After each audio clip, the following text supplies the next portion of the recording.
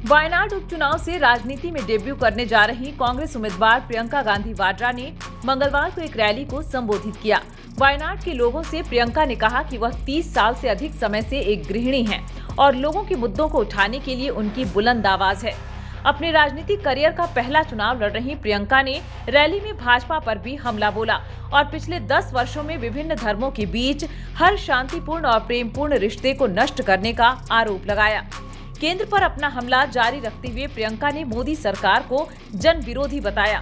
साथ ही उन्होंने ये भी बताया कि पिछले 30 वर्षों से घर में अगर किसी की आवाज सबसे ज्यादा सुनी जाती है प्रियंका गांधी की या उनके पति रॉबर्ट वाड्रा की।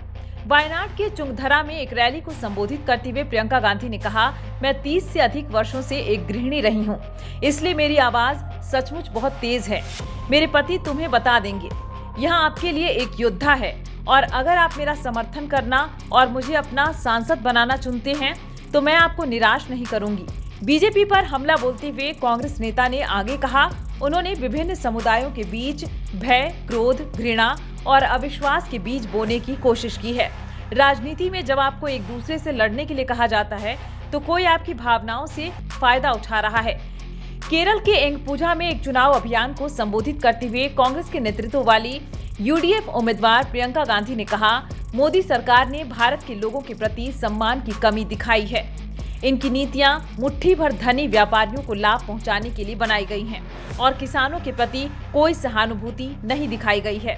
सरकार को कोसते हुए उन्होंने आगे कहा, पूरे भारत में आदिवासी समुदाय और किसान लगातार चुनौतियों का सामना कर रहे हैं क्योंकि उनकी जरूरतों को पूरा करने के बजाय सरकार बड़ी कंपनियों को जमीन आवंटित कर रही है। इसी तरह मोदी सरकार ने रोजगार, शिक्षा, स्वास्थ्य सेवा और अन्य आवश्यक क्षेत्रों की अनदेखी की है।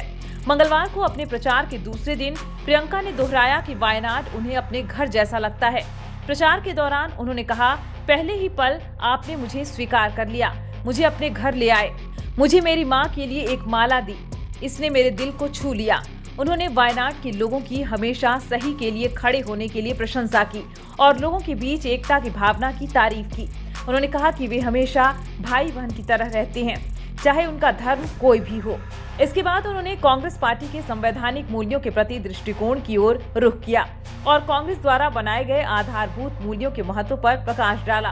प्रियंका ने कहा कि संविधान में निहित प्रेम, समानता, सत्य, न्याय और धर्मनिरपेक्षता कांग्रेस पार्टी की प्रतिबद्धता का मूल है।